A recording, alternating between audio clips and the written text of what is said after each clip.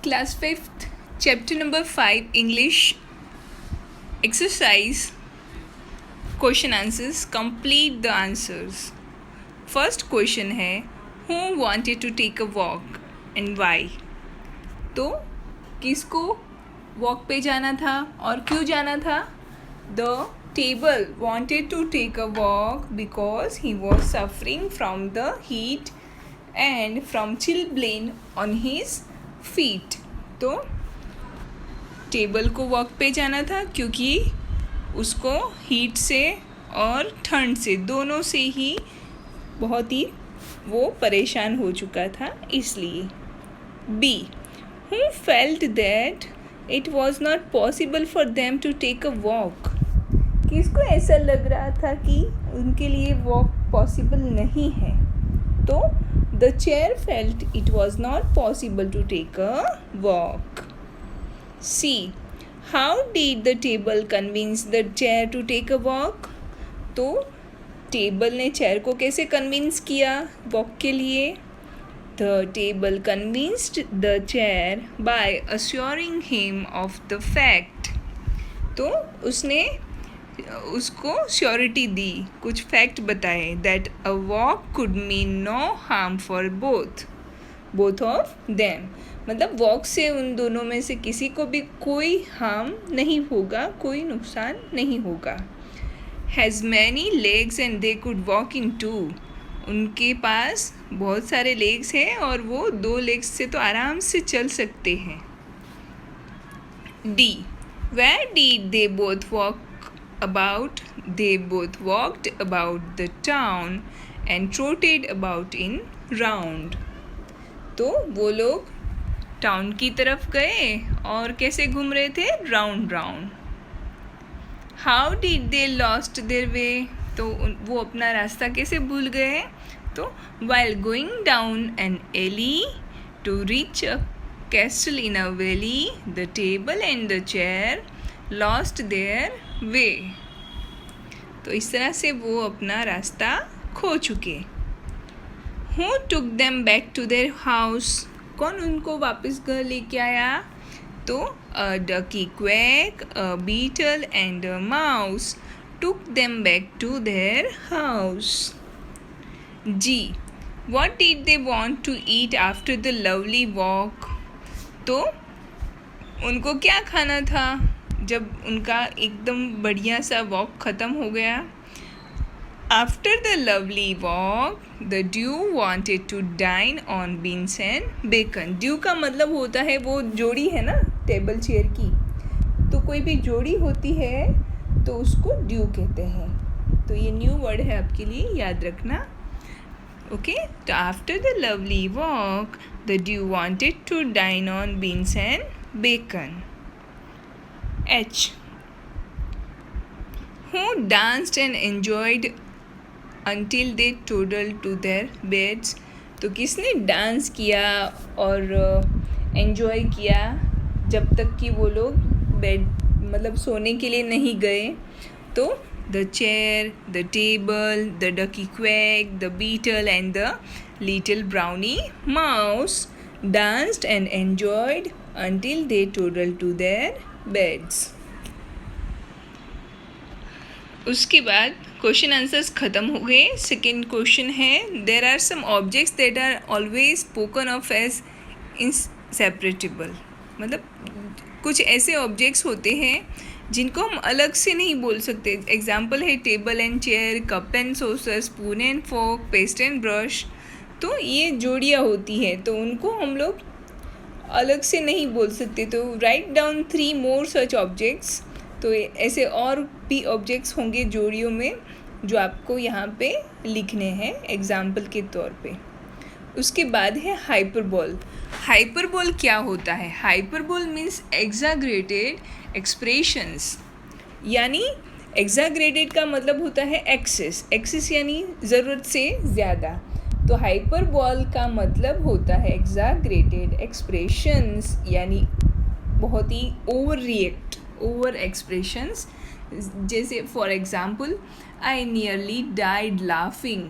मतलब मैं इतना हंसा कि मर जाता, मतलब आई नियरली मरने ही वाला था, इतना हंस हंस के। अब हंस हंस के तो कोई ऑब्वियसली मरता नहीं है, तो ये थोड़ा ओवर हो जाता है ना। तो इस तरह के जो सेंटेंस होते हैं उनमें हम लोग हाइपरबोल्स उनको हम हाइपरबोल में कंसिडर करते हैं। और आई ट्राइड 1000 times।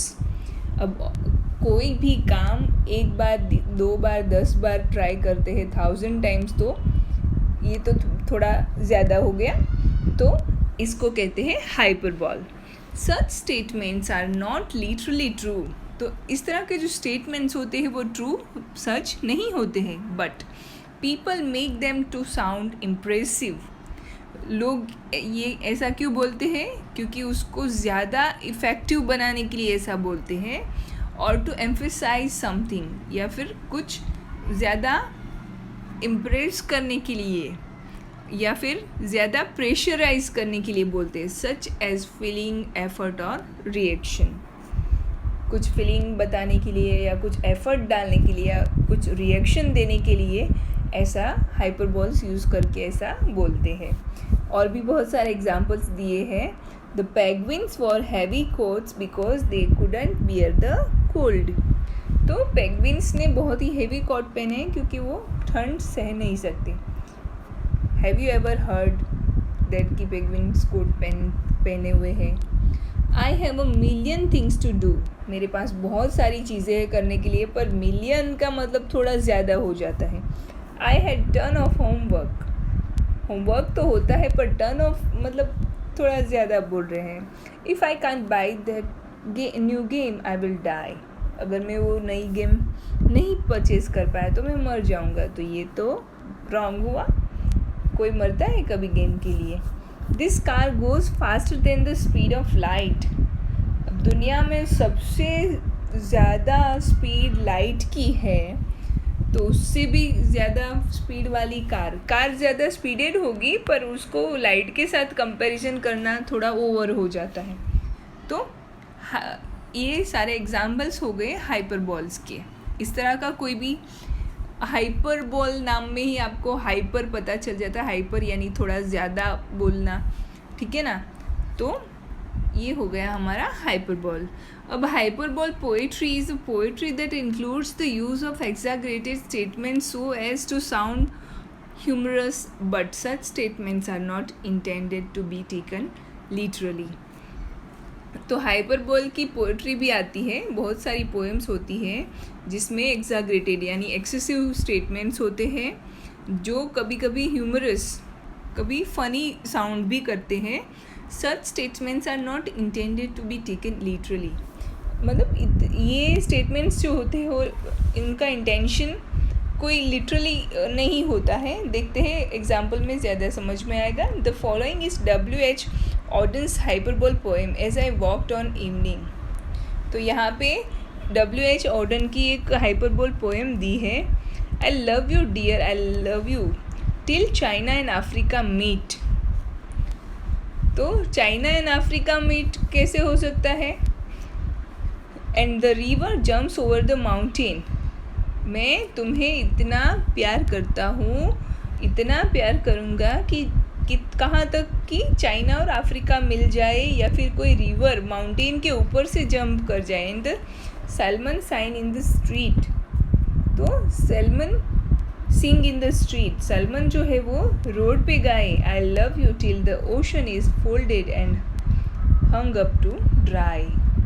मतलब ओशन को फोल्ड कर दिया जाए और उनको सूखने के लिए टांग दिया जाए। इतना यहाँ तक ये सिचुएशन आए वहाँ तक। तो उसका ये एक्सप्लेनेशन भी दिया है। The use of hyperbole can be noticed in the above poem. The meeting of China and Africa, the jumping of the river over the mountain, the salmon singing in the street and the ocean being folded and hung up to be dried are exaggerated, not possible in real life. तो ये सारी चीज़ें कैसी हैं? थोड़ा अति में जा रही हैं, मतलब ज़्यादा एक्सेसिव हो रहा है, और ये रियल लाइफ में पॉसिबल नहीं है।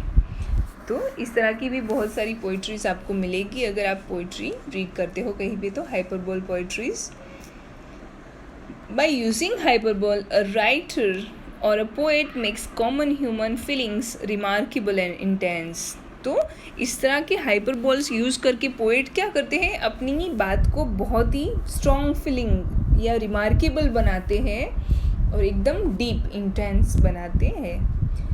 In the poem, The Table and the Chair list two statements where the poet made use of hyperbole. तो हमारी जो पोएम है उसमें भी बहुत सारे स्टेटमेंट्स हैं जो हाइपरबॉल्स में हैं. तो how I suffer from the heat and from chilblain on my feet. तो अब टेबल और चेयर ऑब्वियसली रियली में तो होता नहीं है कि वो ठंड से या गर्मी से परेशान हो. Dined and danced upon their heads. तो उन्होंने खाना खाया और अपने हेड पे डांस किया. तो ये दो पोएम में जो हाइपरबोल है वो मैंने लिखे हैं यहाँ पे. Write 3 hyperbolic sentences on your own two have been done for you. यहाँ पे 2 सेंटेंस ऑलरेडी दिए हैं और बाकी के हाइपरबॉल्स मैंने दिए हैं. सारे ही रीड करने हैं और लिखने हैं ये टेक्स्ट बुक में. उसके बाद है worksheet 1. It's work time. Worksheet 1 में है in the given lines right the synonyms of the highlighted words. जो हाईलाइटेड वर्ड्स है जो डार्क है, मैंने अंडरलाइन भी किए हैं और डार्क भी है, उनके सिनोनिम्स लिखने हैं. अवेयर यानी अवेकन्ड. लिटिल अवेयर का होता है एक्वेंटेड. लिटिल का होता है शॉर्ट. नो का अंडरस्टैंड या रियलाइज. फुलिशली का इम्प्रैक्टिकली. साइन का गास्प. स्लोली का ग्रेजुअली. चेयरफुल का मैरी. टोडल्ड का ट्रोटेड और क्राइड का शाउटेड. तो ये सिनोनिम्स हैं. अगर तुम लोगों के पास टेक्स्ट बुक किसी के पास अगर ना हो तो वो नोटबुक में भी लिख सकते हैं. ये दोनों ही लिखने हैं हाँ सिनोनिम्स, क्योंकि एग्ज़ाम में मैं इनमें से पूछ सकती हूँ. अब hyperbolic sentences to describe the following picture one has been done for you. यहाँ पे भी जो पिक्चर है उसके अकॉर्डिंग हमको हाइपरबोलिक सेंटेंस बनाने हैं. फर्स्ट सेंटेंस दिया है, I am squeezing my brain to find the answer for this question. अब रियल में हम अपना ब्रेन स्क्वीज़ कर सकते हैं, नहीं कर सकते, पर यहाँ पे इसको हाइपरबोलिक बनाया गया. My hair is like black snake. तो मेरे हेयर कैसे हैं, ब्लैक स्नैक के जैसे हैं. Fat cat look like a pot. तो जो कैट है वो कैसी दिख रही है, पोट के जैसी. Because of the heavy rain roads became river. तो रोड्स कैसे बन गए, रिवर के जैसे. The storm is like a wizard. Storm कैसा लग रहा था, विजार्ड के जैसा. विजार्ड क्या होता है, राक्षस होता है.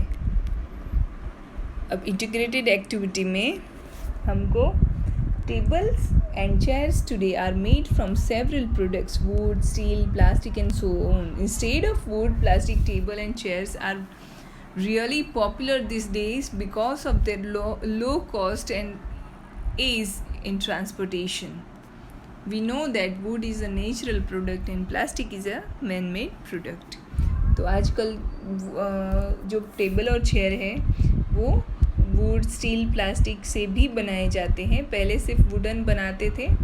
इन the following exercise there are various things और items. Write whether this things और items are made from natural product और man made products. Mention the purpose for which this things items are used. One has been done for you.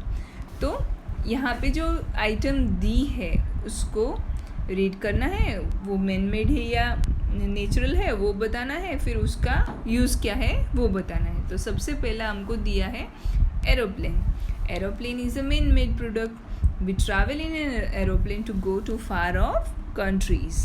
Now second है text book और notebook. तो text book और notebook है, text books and notebooks are man made products. They are meant for reading and writing respectively. हम क्यों use करते हैं text book notebook को, रीडिंग और राइटिंग के लिए.